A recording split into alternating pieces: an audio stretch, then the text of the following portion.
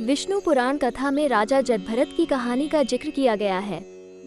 इनकी कहानी के माध्यम से मनुष्यों को ये बताया गया है कि कैसे एक इंसान पशु योनि को प्राप्त कर लेता है। आइए जानते हैं विष्णु पुराण में जटभरत की कथा से कैसे मिलता मनुष्य को अगला जन्म। मृत्यु को आत्मा के सफर का एक पड़ाव मात्र माना गया है, क्योंकि अंत तो शरीर का होता है, आत्मा का नहीं। आत्मा तो मूल है और इसका सफर एक शरीर तक नहीं रहता है। इसे अनेकों शरीर में होकर गुजरना पड़ता है और हर शरीर के मिलने के पीछे कुछ न कुछ वजह होती है।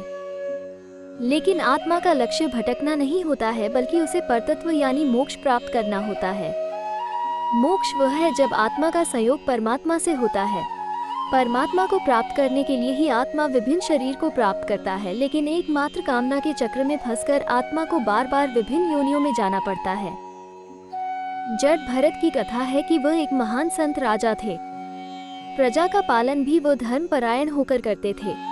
लेकिन एक दिन हुआ ऐसा कि जब वो स्नान कर रहे थे, तभी एक हिरणी सिंह के भय से भागते हुए नदी में कूद गई, लेकिन वो नदी को पार नहीं कर पाई। हिरणी गर्भवती थी और जल में ही उसे प्रसव हो गया। उसने एक हिरणी को जन्म दिया और वही मृत्यु को प्राप्त हो गई।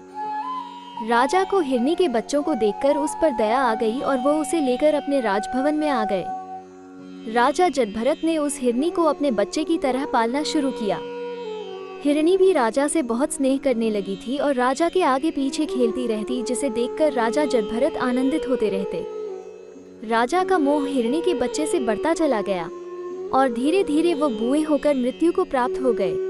लेकिन मृत्यु के समय भी उस हिरणी से उनका मोह समाप्त नहीं हुआ। वो उसी के बारे में सोचते रहे। परिणाम ये हुआ कि उन्हें मनुष्य योनि से एक पशु योनि में जाना पड़ा और वो स्वयं उस हिरणी की गर्भ में आ गए और हिरण के रूप में उनका अगला जन्म हुआ।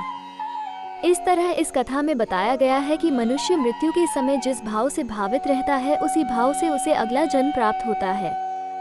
गीता में भी कहा गया है कि मृत्यु काल में भगवान में जिनका मन लगा रहता है वही मोक्ष को पाता है। लेकिन ये बहुत ही कठिन है, क्योंकि जीवन भर जिस भाव से मनुष्य भावित रहता है, वही भाव मृत्यु के समय उसके मन पर हावी रहता है।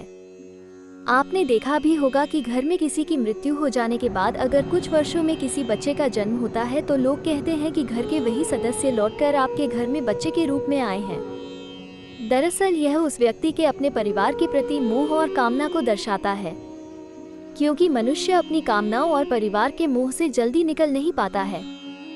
गरुड़ पुराण में कर्मों की प्रधानता बताई गई है, जिसके अनुसार मनुष्य जैसा कर्म करता है, उसी के अनुसार उसे अगला जन्म मिलता है। इसलिए कर्म और कामना इन दोनों को ही मनुष्य के अगले जन्म का कारण माना जाता है।